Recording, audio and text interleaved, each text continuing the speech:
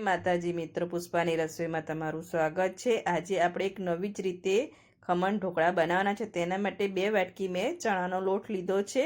ફરસાણવાળાની દુકાને જે ખમણ ઢોકળા બને છે તે રીતે બનાવીશું, પણ આપણે આજે ખમણ ઢોકળાનું બેટર મિક્સર જારમાં બનાવીશું। મિક્સર જારમાં 2 વાટકી ચણાનો લોટ ચારેલો લઈ લીધો છે।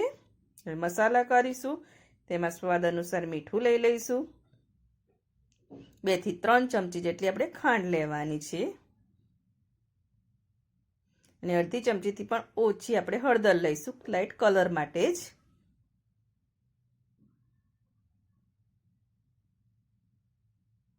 હિંગ લઈ લઈશું, અડધી ચમચીથી પણ ઓછી। 3 થી 4 લીલા મરચાં ઝીણા ઝીણા સુધારેલા છે તે, અને 1 લીંબુનો રસ લઈ લઈશું।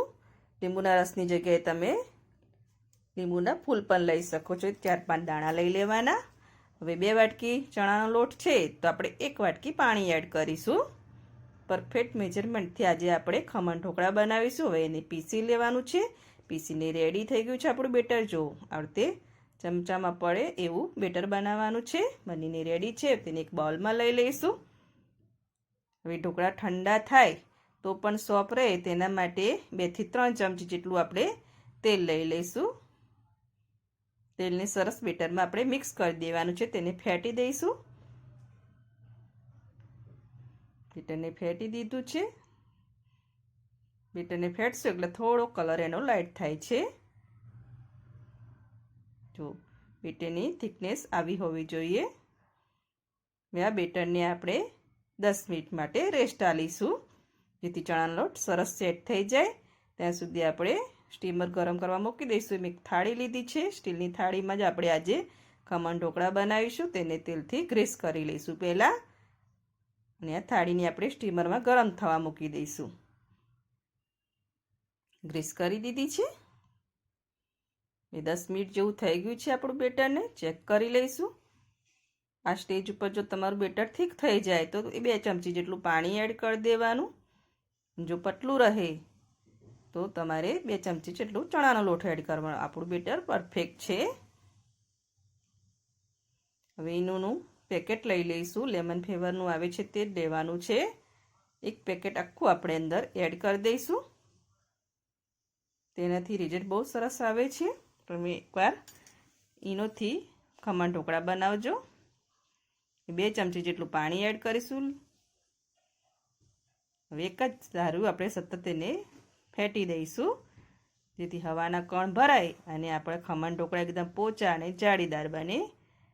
જેમ જેમ આપણે બેટરને ફેટશું તેમ તેમ એનો કલર ચેન્જ થઈ જશે અને આપણું બેટર એકદમ ફ્લફી થઈ જશે। જેટલું બેટર ફેટશો એટલું તમારા ખમણ ઢોકળા સોફ્ટ અને પોચા બનશે। જો બેટર ફેટીને રેડી કરી દીધું છે। ગેસ ઉપર આપણે સ્ટીમરમાં થાળી ગરમ કરવા મૂકી દીધી છે। હવે આ બેટરને આપણે અંદર એડ કરી દેવાનું છે। જો બેટર એકદમ ફ્લફી બની ગયું છે। 5 મિનિટ જેવું સતત ચલાવતા રહેવાનું છે, જેથી સરસ ઈનો એક્ટિવ થઈ જાય। બેટરને આપણે થાળીમાં એડ કરી દઈશું। એ 15 મિનિટ માટે તેને સ્ટીમ થવા દઈશું। ઢાંકીને મૂકી દઈશું। 15 મિનિટ જેવું થઈ ગયું છે, ચેક કરી લઈશું। હવે ચપ્પુ એડ કરીને આપણે ચેક કરી લેવાનું છે। ચપ્પુ ક્લીન નીકળે સમજી લેવાનું કે આપણું ખમણ ઢોકળા રેડી થઈ ગયા છે। હવે આ ઢોકળાને બહાર લઈ લઈશું ને ઠંડા થવાઈશું। બહાર લઈ લીધા છે, હવે એકદમ ઠંડા થવા દેવાના છે, પછી તેને કટ કરવાના છે।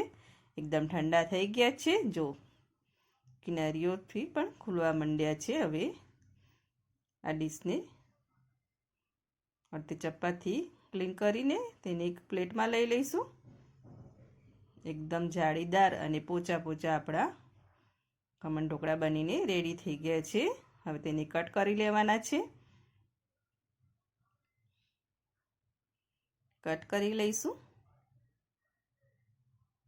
એકદમ કાપતી વખતે તમને ખબર પડી જાય છે કે કેટલા સોફ્ટ અને જાળીદાર આપણા ખમણ ઢોકળા બન્યા છે।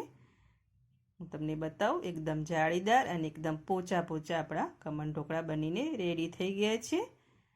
આ ઢોકળાનો આપણે વઘાર કરીશું। તેમાં નાની કઢાઈમાં મેં 2 ચમચી જેટલું તેલ લઈ લીધું છે। તેલને ગરમ થવા દઈશું। ખમણ ઢોકળામાં રઈનું પ્રમાણ થોડું વધારે છે. આપણે 2 ચમચી જેટલી રઈ લઈ લઈશું. રઈને તતડવા દઈશું. રઈ તતડી જવાય છે. લીલા મરચાં મેં ઊભા સમાર્યા છે તે એડ કરી દઈશું. ને 1 ગ્લાસ જેટલું આપણે પાણી એડ કરી દઈશું.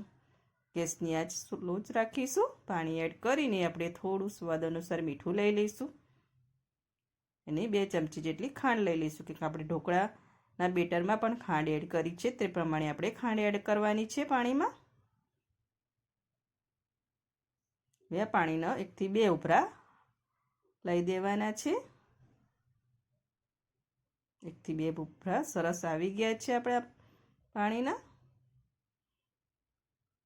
હવે પાણીનો વઘાર આપણે ઢોકળા પર એડ કરીશું. આવી રીતે બધા ઢોકળા પર આપણે આ વઘારનું વાળું પાણી એડ કરી દેવાનું છે.